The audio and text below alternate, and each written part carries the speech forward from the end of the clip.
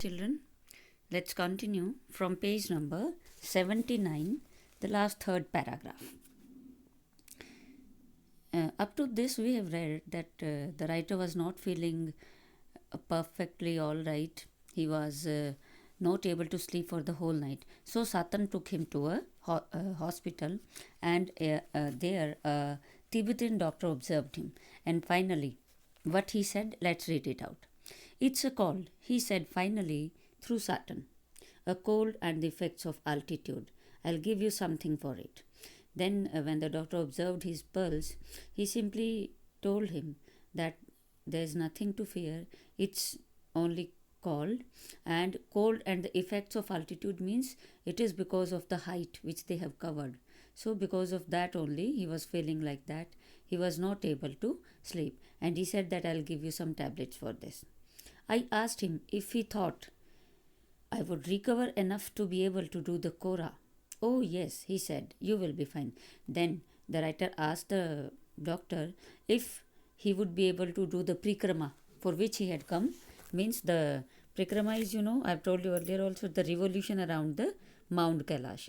So he asked if he was able to do that or not. Then the doctor said, yeah, you need not to worry. You will be all right after taking these tablets. I walked out of the medical college clutching a brown envelope stuffed with 15 screws of paper. So he came out of the hospital and the doctor gave him 15 screws of paper means small packets. जिन्हें पुड़िया बोलते हैं ना, वो 15 पुड़िया the doctor has given to him. I had a 5-day course of Tibetan medicine which I started right away. So 5-day course was given to him and he just started taking that. I opened an after breakfast package and found it contained a brown powder that I had to take with hot water. Now he is giving the description of the tablets or the medicine which the doctor had given. So after having his breakfast, he opened the pudiya which he had to take after his breakfast, and it contained a brown powder and that he had to gulp with the hot water. It tasted just like cinnamon. Cinnamon is dalchini, So the taste of that powder, it was like dalchini. The contents of the lunchtime and bedtime packages were less obviously identifiable. And the tablets, or we can say the powder, which was given for taking after the lunch and before going to the bed, means after dinner, he was not able to identify them, or he was not able to find out which they were like. Both contained small spherical brown pellets. Pellets are the tablets. So both those screws of paper or both those pudiyas, they were having small spherical tablets. They were spherical in shape, small in size, and they looked suspiciously like sheep dung. And the shape of the tablets, that was looking like the sheep dung. But of course I took them. That night, after my first full day's course, I slept very soundly like a log, not a dead man. So, for the very first day, the tablets showed their effects. After completing the first day course, the writer was feeling better and he slept very soundly. Like a log means he slept very soundly, not afraid of, or you can say not scared of dying as he was earlier feeling. Next page, children. Once he saw that I was going to leave, Satan left me to return to Lhasa. As a Buddhist, he told me he knew that it didn't really matter if I passed away, but he thought it would be bad for business. So when Satan find out that the writer was all right now, means he is not going to die, the treatment had effects on him, he left him to go back to Lhasa.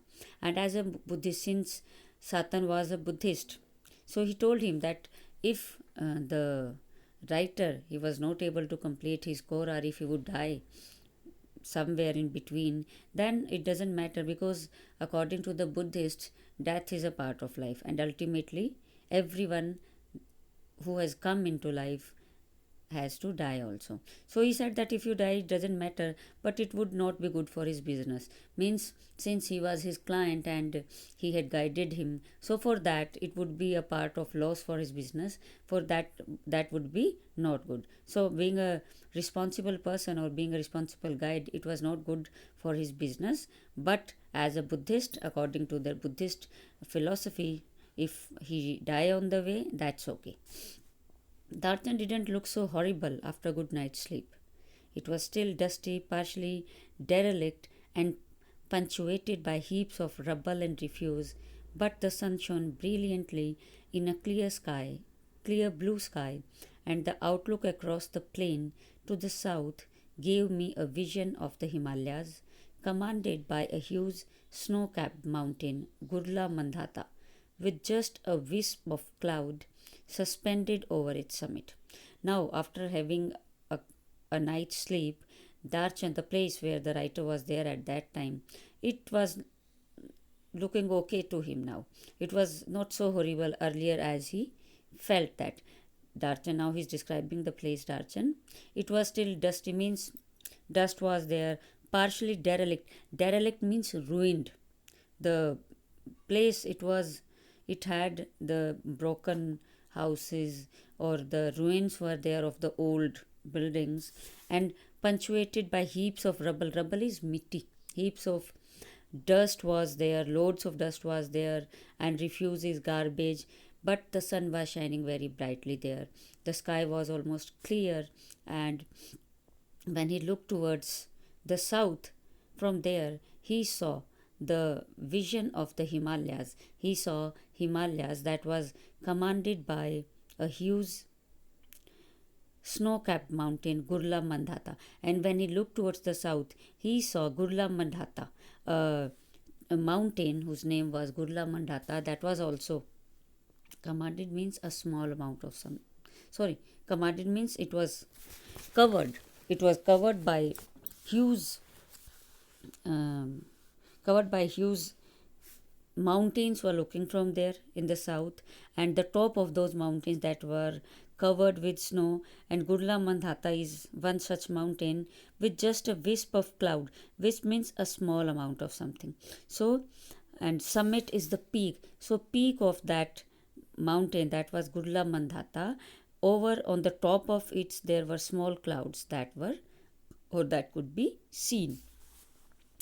The town had a couple of rudimentary general stores selling Chinese cigarettes, soap, and other basic provisions, as well as the usual strings of prayer flags. So now in the town there were certain rudimentary means very, there were certain shops, those were selling certain very basic things, very common, the daily use things, very basic things, in which they were selling the Chinese cigarettes, soaps, and other basic things, as well as the usual strings of, and the prayer flags were also sold there. In front of one, men gathered in the afternoon for a game of pool, the battered table looking supremely incongruous in the open air, while nearby women washed their long hair in the icy water of a narrow brook that babbled down past my guest house. So, in front of such one such shop, some men have collected there. They have gathered there to play pool, the game of pool, and the battered means the shabby, or the, you can say, damaged. The shabby and the damaged table on which they were playing, that was looking supremely incongruous, means very strange. In that open air means the place was not suitable for playing a game of pool. So that table, it was looking very strange there in the open air, and just beside those men, some women were there, and they were washing their long hair in that icy water. Very chilled water was there of a narrow brook. Narrow means a very small stream, एक छोटा सा झरना, you can say. A small stream was flowing from there, and it babbled down past. Babbled means babbling, it is a sound that was produced by that brook. So a just by the side of this guest house, a small stream was flowing there, and its water was very cold, and some women were washing their long hair in that chilly, or in that cold water. Darchan felt relaxed and unhurried, but for me it came with a significant drawback. There were no pilgrims. So, according to him, the place was very calm, relaxed, and means there was no hustle and bustle. There were no people who were in a hurry. All the people, they were very relaxed. They were very calmly. They were doing their work. But for the writer, it was a drawback. Why? Because there were no pilgrims. Pilgrims means religious tourist. Means उस समय कुछ ऐसे लोग नहीं आए हुए थे जो कोरा करने के लिए आते हैं वहाँ पे generally. Means it was not the season. जैसे एक पर्टिकुलर सीजन होता है पूजा करने के लिए भी. So that time was not actually the season of doing kora. So the religious tourist were not there. So it was not a good sign for the writer because he had to cover that, or he has to do that kora himself only. Lonely he had to do that.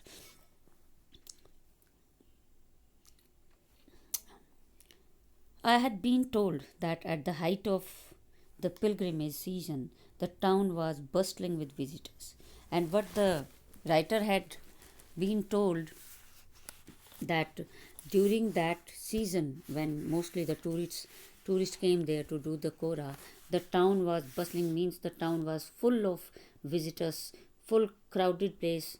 It was at that time, and many brought their own accommodation and enlarging the settlement round its edges as they set up their tents, which spilled down onto the plain.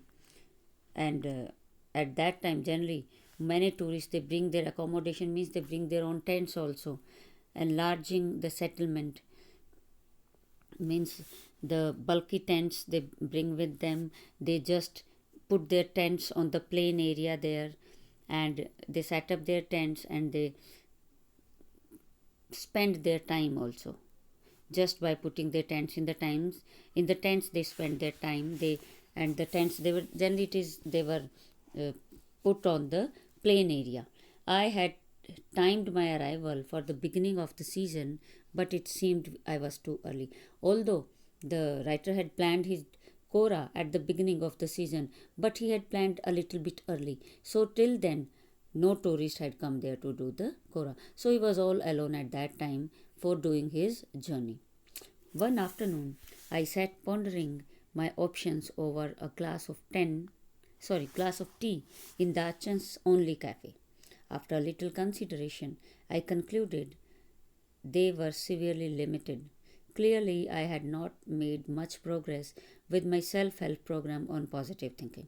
So, uh, one afternoon, he was just pondering, means he was thinking very deeply.